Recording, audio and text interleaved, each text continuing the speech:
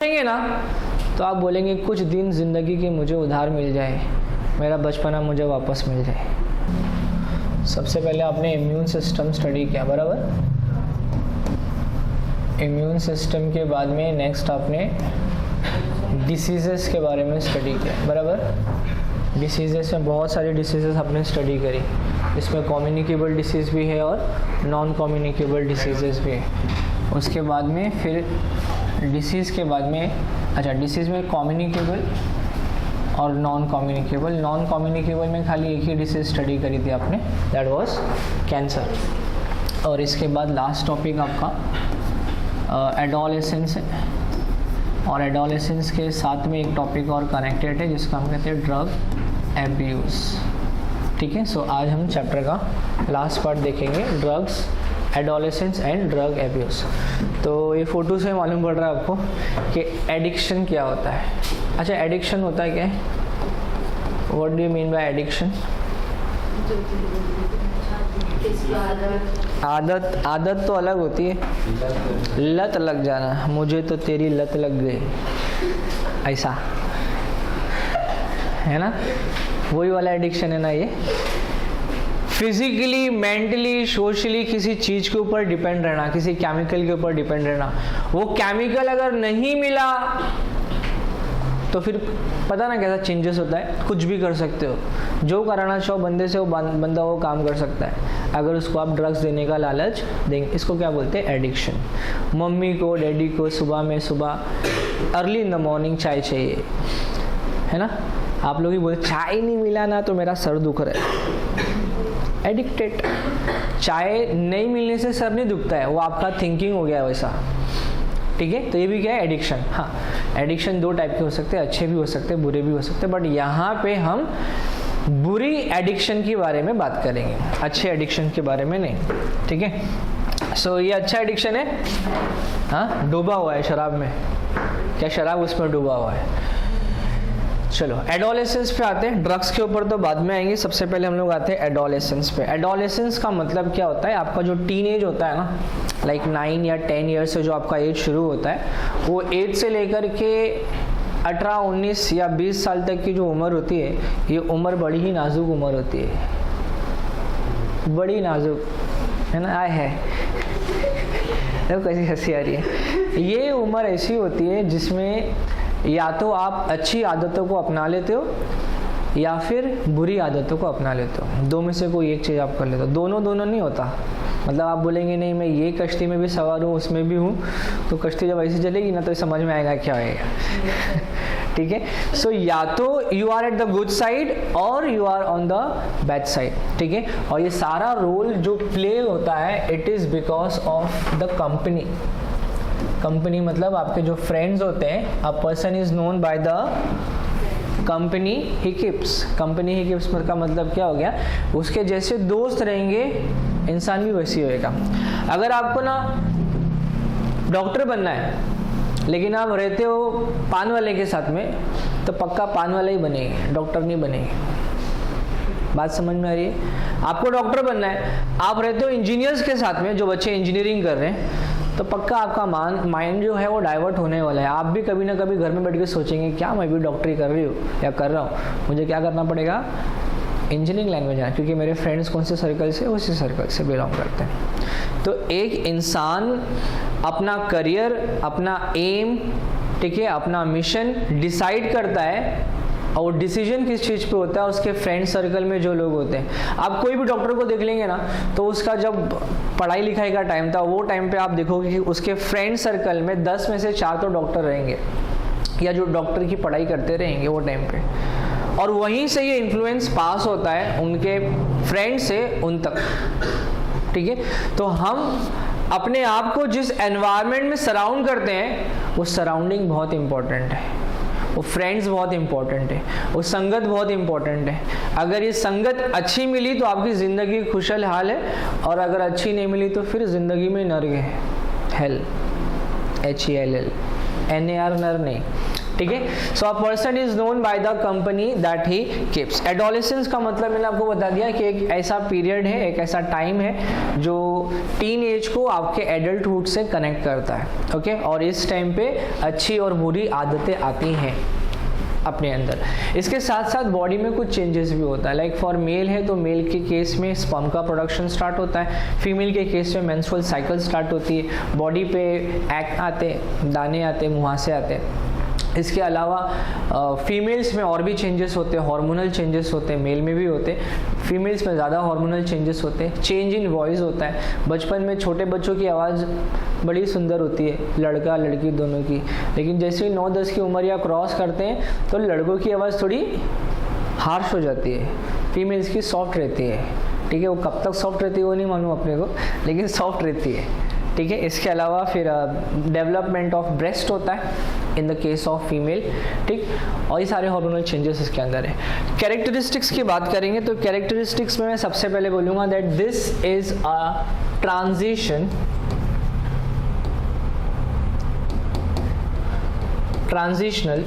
Period. क्या है ये? एक ट्रांजिशन पीरियड है. ठीक है. होता क्या है इसमें? एसिलरेशन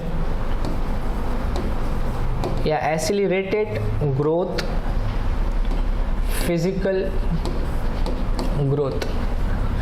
आपकी ग्रोथ, फिजिकल ग्रोथ बहुत रैपिडली इसके अंदर होने वाली है. देन यहाँ पे लिखा development of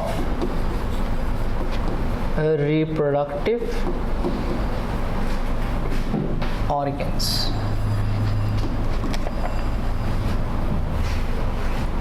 Next, a person reaches or attains sexual maturity.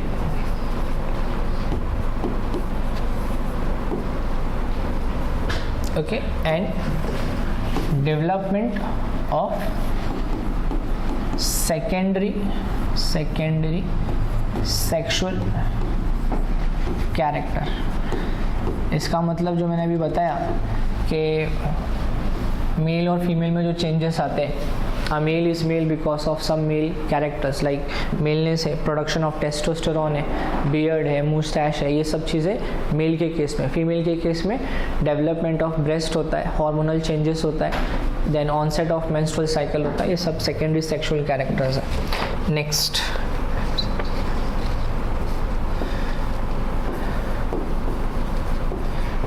Absence of realism. ठीक है, कोई बताएगा इसका मतलब क्या होता है? Absence of realism.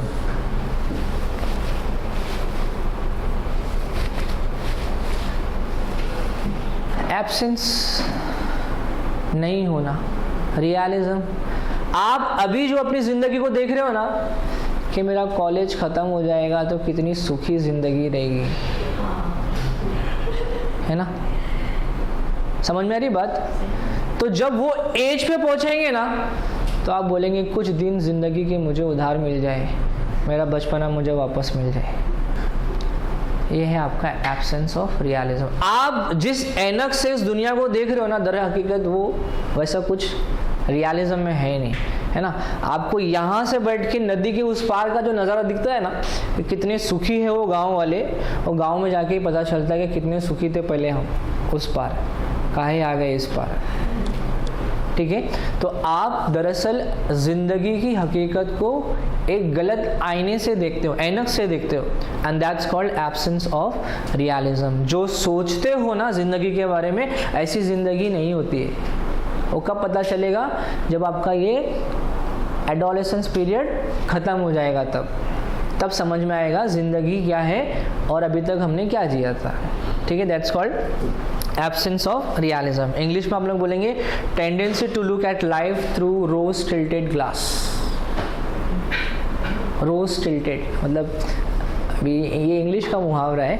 सब बोलते हैं ना कि अपने आपकी आंखों पे पूरे फ्लावर्स सजा के रखे तो आपको सामने पूरे फ्लावर्स ही दिखेंगे ना. समझ में आया? So it's a tendency to look at your life through the rose tilted glass. That's called absence of realism. Next, mood and emotional swing. Mood बहुत फास्ट चेंज होता है ऐसे लोगों का, मतलब गुस्सा जल्दी आना, है ना। घर में दाल चावल बन गया है, मुझे नहीं खाना, खाओ तुम लोग ही खाओ। मम्मी बोले ठीक है बेटा, शाम में भी यही मिलेगा। हाँ ठीक है, शाम में चली गई पार्टी में, मम्मी को बोली गुस्से में हूँ, है ना। अरे आपकी बात नहीं कर रहा हूँ मैं, ऐसा एग्जाम्पल बता रहा हूँ। आप मतलब सबकी बात कर रहा हूँ मैं। शाम में मस्त जाके आप कहीं फ्रेंड के घर पे खा के आओ, घर में ऐसे ही बैठे हो, मैं नहीं खा रही दाल। होता है कि नहीं? ये किस्सा नहीं तो कुछ और तो होता रहेगा ना। मूड चेंज होता है, फिर पप्पा आते, खा ले बेटा मेरा सोना, है ना। तो फिर प्यार से पप्पा कुछ भी खिला दे, फिर खा लिया जाता है, पप्पा की परी, है क्या नहीं। तो mood swing and emotional swing. Emotional swing का मतलब यही हो गया, लाइक लव है, अफेक्शन है। लव में इसका मतलब ये वाला लव नहीं है कि वो जो निब्बा निब्बी में होता है, नॉट दैट लव। हो सकता है मम्मी डैडी में जो लव था, बीच में कुछ झगड़ा हो गया आज के दिन, तो आप इमोशनल हो गए, वो इमोशनल भी हो सकते हो, वैसा भी आप उसको रिलेट कर सकते हो, ठीक है। So any type of emotional swing I mean changes आ जाता है, ठीक है। तो पॉइंट नंबर 1 क्या बताया मैंने, कैरेक्टरिस्टिक्स ऑफ एडोलेसेंस में it is a transition period. Second क्या बताया, रैपिड ग्रोथ या फिर accelerated growth in the sexual organs या फिजिकल ग्रोथ, सेक्सुअल ऑर्गन्स भी है, एक्सेलरेटेड फिजिकल ग्रोथ। फिजिकल लिख दूं क्या पूरा? लग रहा है आपके चेहरे से, physical. Next, development of reproductive organ. आपके रिप्रोडक्टिव ऑर्गन्स का डेवलपमेंट बहुत फास्ट होएगा, as well as secondary sexual characteristics growth होना स्टार्ट हो जाएगा, ठीक है, डेवलप्ड होना स्टार्ट हो जाएगा। एब्सेंस ऑफ रियलिज्म, जो जिंदगी आपको दिखती है दर हकीकत वैसा कुछ नहीं है। मूड एंड इमोशनल स्विंग, ये सबसे बड़ा कैरेक्टर्स होता है एडोलेसेंस पीरियड के अंदर, ठीक है। आ जाता हूँ नेक्स्ट स्लाइड पे, और यहाँ पे हम बात करेंगे कुछ चेंजेस की।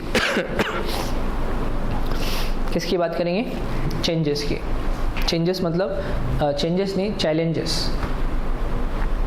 चैलेंजेस का मतलब लाइक आप एडोलेसेंस पीरियड में हो क्या नहीं है, क्या नहीं? आप लोग बुढ़े हो क्या? नहीं ना। एकदम यंग हो क्या, मतलब जुवेनाइल पीरियड में हो क्या? नहीं ना। जुवेनाइल का मतलब क्या होता है? हाँ, जुवेनाइल का मतलब क्या होता है? जो बिल्कुल बचपना होता है ना आपका, उसको जुवेनाइल बोलते हैं, जिसमें आपको ये नहीं पता होता है सही गलत तो अभी भी नहीं पता है आपको, लेकिन वो टाइम पे आपको मतलब ज़्यादा कुछ एक्सपीरियंस नहीं होता लाइफ के बारे में, ठीक है। दूध गर्म है कि ठंडा है, जब तक छू नहीं लोगे पता नहीं चलेगा, बाद में पता चलता है भाप निकल रहा है मतलब गर्म है, तो ये एक्सपीरियंस से आता है। तो एक पीरियड होता है जो होता है जुवेनाइल, ठीक है, जस्ट पैदा हुए वहाँ से लेकर के 2-4 साल कुछ साल तक क्या बोलेंगे, जुवेनाइल। और जुवेनाइल पीरियड के बाद में इंसान एंटर करता है एडोलेसेंस पीरियड में।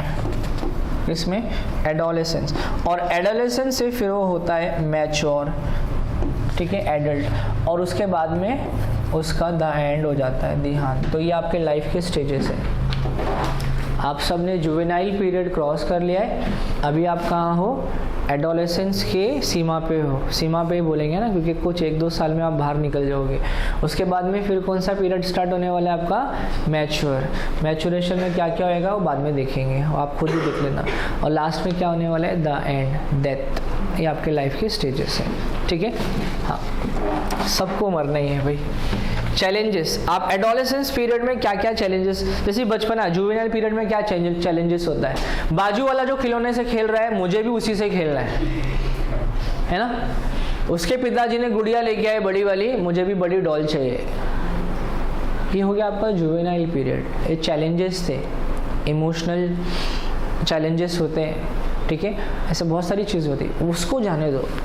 मैं क्या पूछ रहा हूँ, अभी फिलहाल एडोलेसेंस पीरियड में चैलेंजेस क्या क्या होते हैं, बोलिए।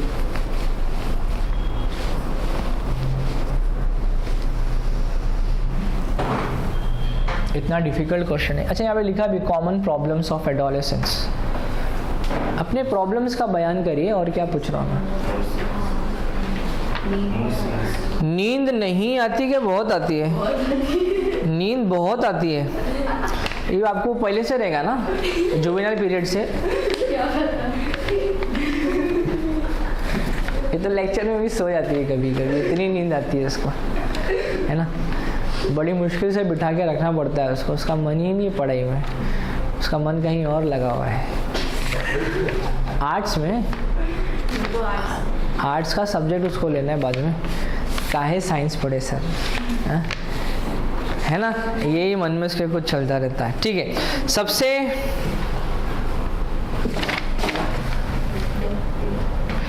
सबसे फर्स्ट चीज जो है वो है सेल्फ कॉन्फिडेंस। क्या है, बोलिए। Self confidence. सेल्फ कॉन्फिडेंस मतलब बच्चे अक्सर अपने आप में सेल्फ कॉन्फिडेंस खो देते हैं। लाइक अभी आपका एग्ज़ाम है, आप मन में सोचेंगे मैं कर सकता हूँ या नहीं कर सकता हूँ। फिर आप सोचेंगे इतना सारा सिलेबस है, थोड़े टाइम में कैसे कर सकता हूँ, है ना। यहाँ पे क्या होते हैं, आप अपने आप को डीमोटिवेट कर रहे हो, आपका सेल्फ कॉन्फिडेंस कहीं ना कहीं ख़त्म हो रहा है। तो ये सबसे बड़ा प्रॉब्लम होता है एडोलेसेंस पीरियड में। मैच्योर होने के बाद में फिर आपको समझ में आता है कि नहीं, हमारे अंदर वो पोटेंशियल है, बट वो आपको थिंकिंग वहाँ पे नहीं, ये टाइम पे लेके आना है। कितना ही बड़ा सिलेबस क्यों ना हो, आपको एक ये करना है कि लाइक मुझे एक दिन में मुझे इतना मेरा टारगेट है, वो कंप्लीट करके सोना है। सेकेंड डे मेरा ये टारगेट है, मुझे साइंस में या बायोलॉजी में इतने चैप्टर्स करना है, फिजिक्स में मुझे ये 2 चैप्टर्स करना है, न्यूमेरिकल करना है। एवरी डे का टारगेट सेट करिए और अपने आप में आपको एक सेल्फ कॉन्फिडेंस महसूस होएगा। तो पहला पॉइंट आपका सेल्फ कॉन्फिडेंस है। ठीक है, नेक्स्ट है, हाँ ये तो समझ में आता रहेगा ना, क्या ये लव लाइफ, है ना। हंसती खेलती प्यारी सी जिंदगी, बराबर। ये भी एक बहुत बड़ा प्रॉब्लम है एडोलेसेंस पीरियड के अंदर। ठीक है, एंड ऑलमोस्ट सबने ये अफेक्शन आपके दिल के किसी कोने में तो हुआ रहेगा, चाहे बॉटम से हुआ रहे, टॉप से हुआ रहे, या पेरिकार्डियल मेम्ब्रेन से हुआ रहे, जो सरफेस होता है हार्ट का। ठीक है, वहाँ से हुआ हो, कहीं से भी हुआ हो, या हुआ रहेगा आपने वहीं के वहीं उसको दबा दिया, लेकिन हुआ रहेगा। ठीक है, ज़रूरी नहीं यहाँ पे मैं ये वाली लाइफ की बात करूँ, इसमें पेरेंट्स भी आ जाते हैं, सिस्टर्स एंड ब्रदर्स भी आ जाते हैं, रिश्तेदार भी आ जाते हैं, फैमिली का कोई भी मेंबर हो सकता है। ठीक है, not only this type of love, ठीक है, it can be a love of family also, कोई भी लव हो सकता है। तो ये लव लाइफ जो है, बट स्पेशली यहाँ पे कौन सी, यही वाली की बात कर रहा हूँ मैं। ठीक है, कॉलेज जाना, फिर कॉलेज के गेट से बाय बाय करके वहाँ से मलाड से ट्रेन पकड़ के चरनी रोड तक जाना, मरीन ड्राइव्स पे, है ना। वहाँ पे मस्त खेलना कूदना, और जब कॉलेज का टाइम ख़त्म होएगा वो टाइम पे वापस कॉलेज पहुँच के वहाँ से घर पे आ जाना। लव लाइफ, ठीक है। मैं नहीं करता था, ऐसा मत देखो, ठीक है। मैं कॉलेज ही नहीं जाता था, घर में बैठ के स्टडी करने का। कॉलेज लाइफ मैंने कभी एंजॉय मतलब मैंने वो पोटेंशियल नहीं था कॉलेज लाइफ में, और इतना पैसा भी नहीं था कि पैसा खर्चा करूँ ये सब चीज़ों के अंदर। ठीक है, इनफैक्ट मेरे पास तो कॉलेज जाने का और आने का पैसा भी नहीं होता था। यहाँ से पाटकर कॉलेज कितनी दूर है, डायरेक्ट बस जाती है 359, हाँ। तो उसके पहले एक स्टॉप आता है मदीना मंजिल, वहाँ तक का टिकट जो था 8 रुपये का था वो टाइम पे। अभी तो और कम कर दिया है, और हाँ वो टाइम पे कम कर, पहले ज़्यादा था, फिर कम किया, फिर वापस बढ़ाया वो। ठीक है, तो वहाँ तक का टिकट जो था वो 8 रुपये का था, और एक स्टॉप आगे का टिकट 10 रुपये का था। मैं मदीना मंजिल से उतर के एक स्टॉप पैदल जाता था, वापस पैदल आके वहीं से बस पकड़ता था, सिर्फ 2 रुपये बचाने के लिए, 2 और 2 4 रुपया। ठीक है, तो लाइफ में जो संघर्ष था वो एक अलग चीज़ है। उसके अलावा मतलब मैंने कॉलेज ज़्यादा अटेंड नहीं किया, पढ़ाई पे फोकस किया। फिर ग्रेजुएशन के टाइम पे मेरा पोस्ट ग्रेजुएशन MSc विल्सन में था, चर्नी रोड जो बता रहा हूँ मैं आपको। तो ये सब आंखों से देखी हुई चीज़ है ना, लोग कैसे अपनी लाइफ को स्पॉइल करते हैं, कहाँ कहाँ कितनी कितनी दूर से आकर के वहाँ पे ऐश करते हैं, बैठते हैं, पैसा उड़ाते हैं, स्टारबक्स जाते हैं, इधर जाते हैं, पता नहीं क्या क्या कितने पैसे होते हैं खर्चा करते हैं। ठीक है, आप लोग सब सेफ हो, अच्छी बात है। तो ये लव लाइफ जो है, ये जो लव है, ये अफेक्शन है, ये भी आपके एडोलेसेंस पीरियड का एक बहुत बड़ा चैलेंजिंग क्वेश्चन है। ठीक है, नेक्स्ट ये है सेक्सुअलिटी।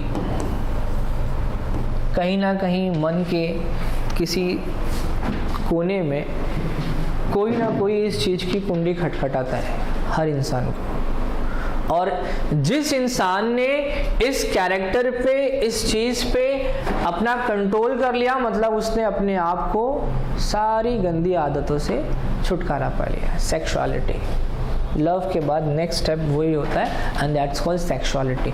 और जो कोई इसके अफेक्शन में गिर गया, इसकी ग्रेविटी के अंदर पुल होता गया, उसने अपनी पूरी लाइफ स्पॉइल कर दी, क्योंकि उसके बाद उसका ना तो कोई कैरेक्टर रहता है, ना ही कोई उसका एम रहता है, कुछ नहीं रहता है, कोई इज्जत भी नहीं होती उसकी। ठीक है, तो लव के बाद नेक्स्ट है सेक्सुअलिटी।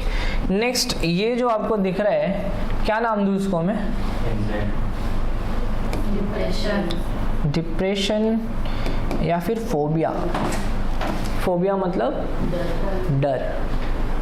फोबिया का मतलब क्या होता है? डर। ठीक है, लाइक आप अकेले कहीं बैठे हो, फिर अचानक से आपको ऐसा लगता है यहाँ से कोई गुजर के गया, डर जाते हैं ना, उसके बाद में मालूम पड़ता है पर्दा हिल रहा था। फोबिया, डर। ठीक है, एग्जाम्स पास आ रहे, कुछ पहले से तो कुछ पढ़ा ही नहीं था, लेकिन एग्जाम पास आ रहे और भी नहीं पढ़ते हो, क्यों? मालूम है ना फेल तो होने वाली है, तो मेहनत क्यों करें, ऐसे ही फेल हो जाए। बराबर, फोबिया। इसके अलावा किसी को मेंटल इलनेस भी हो सकती है। ठीक है, या किसी को बाहर निकलने से भी डर लगता है। ऐसा होता है लाइक केसेस कि किसी का मोलेस्टेशन हुआ है, सेक्सुअली अब्यूजमेंट हुआ है, या उसको कोई चिढ़ाता है बाहर, तो वो लड़का या वो लड़की बाहर निकलने से डरती है, सोसाइटी में बैठने से, खेलने से डरती है, क्योंकि उसको चिढ़ाया जाता है, टीजिंग किया जाता है। बराबर, तो वो फोबिया भी हो सकता है। या उसके लाइफ में कुछ ऐसे एक्सपीरियंस हुए हो जिसके वजह से वो अब फेस नहीं कर पाती है सोसाइटी को, तो वो भी एक फोबिया हो सकता है। फोबिया के बहुत सारे रीजंस हो सकते हैं। नेक्स्ट क्या है ये? बताइए, क्या देख रही है वो शीशे में? हाँ, वहां से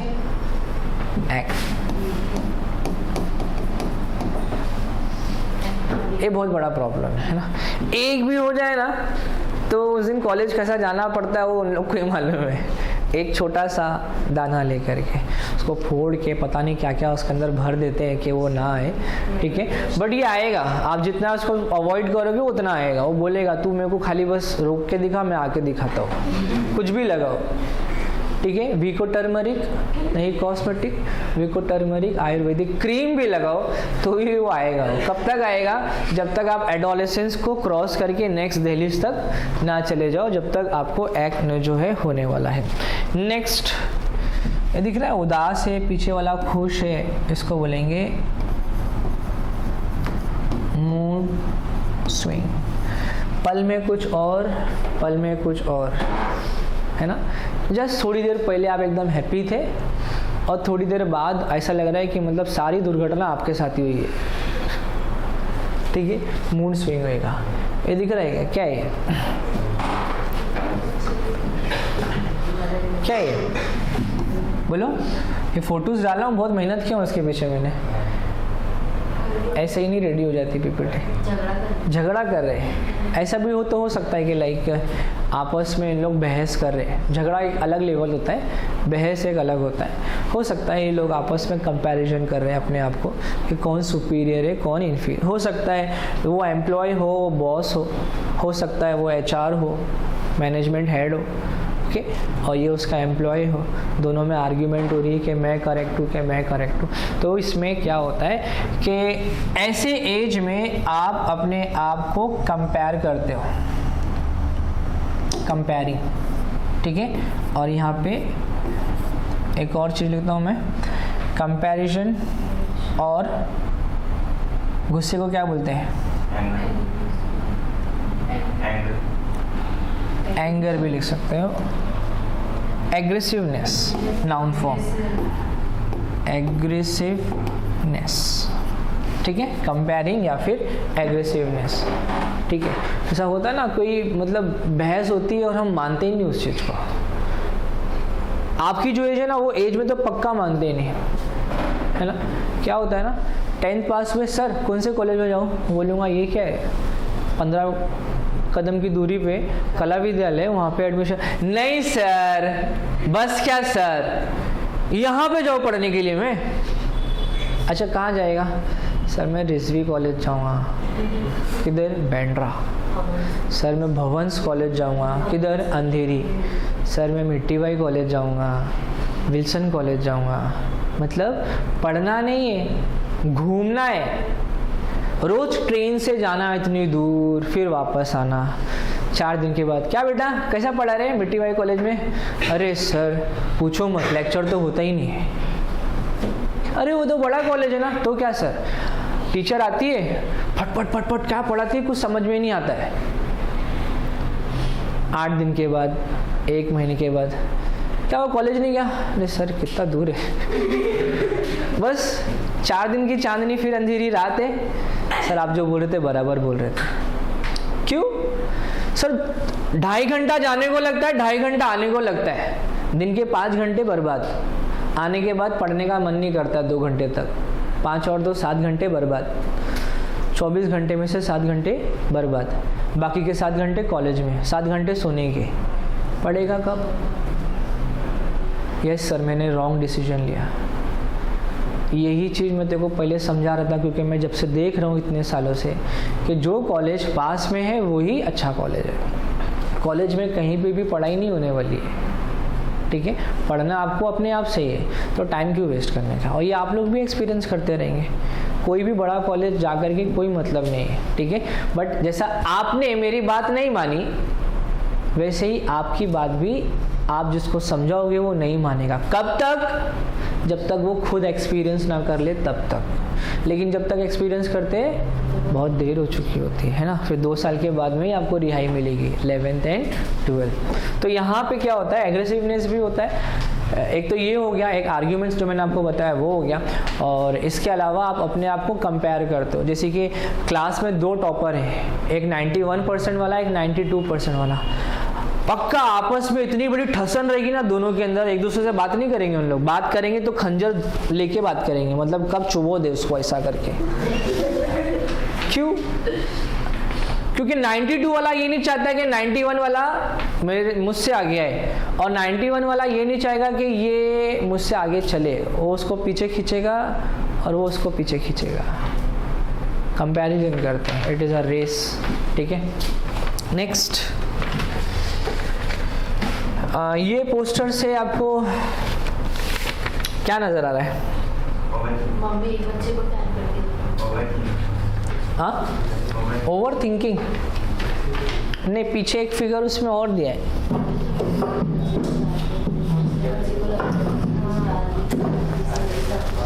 हाँ जी, हाँ यहाँ पे आप इसको कंपैरिजन में भी डाल सकते हो। मम्मी एक बच्चे को ज़्यादा प्यार, एक्चुअली मम्मी दोनों बच्चों को बराबर प्यार करती है, लेकिन अगर कोई छोटा बच्चा है तो उसको केयर ज़्यादा करना पड़ता है। तो बड़े वाले को क्या लगेगा? जेलस, ठीक है। क्यों? उसको लगता है कि मेरी सारी चीज़ें अब छीन जाएंगी, मम्मी डैडी का प्यार भी छीन जाएगा, मेरे जो टॉयज़ हैं वो टॉयज़ भी उसको मिल जाएंगे और मुझे कुछ नहीं मिलेगा, ठीक है। तो ये आप कंपैरिजन या कंपेयरिंग के अंदर भी आप इसको डाल सकते हो, चलेगा। नेक्स्ट जो है, बेचारा वो सदमे में बैठा है। हो सकता है कि उसके किसी प्यारे का, मदर का, फादर का या फैमिली के किसी मेंबर का डेथ हो गया हो सकता है। या फिर उसकी लैला ने उसको छोड़ के भाग गई हो, ब्रेकअप हो गया उसका, ऐसा भी हो सकता है। या फिर बेचारे को तलाक हो गई हो, डिवोर्स दे दिया उसने उसकी वाइफ को या उसकी वाइफ ने उसको, कुछ भी हो सकता है। मतलब बेसिकली ये जो है सदमे में है। किसमें? सदमे में। क्या बोलेंगे? बोलो वापस, क्या बोलेंगे? सदमा। और सदमे के लिए वर्ड यहाँ पे मैं यूज करूंगा PTSD। क्या ये? Post traumatic stress disorder. बहुत बड़ा सदमा है ना। कुछ लोग तो ये सदमे से बाहर ही नहीं निकलते 8-10 दिन किसी के मैयत होने के बाद में। और कुछ लोग इतना प्यार करते अपनी प्रेमिका से कि मतलब वो नहीं तो कोई और नहीं। अरे इतनी बड़ी दुनिया है, चिराग लेके भी नहीं निकलेगा तो भी कोई ना कोई मिल जाएगी, अंधी बौरी बैली कुछ भी, ठीक है।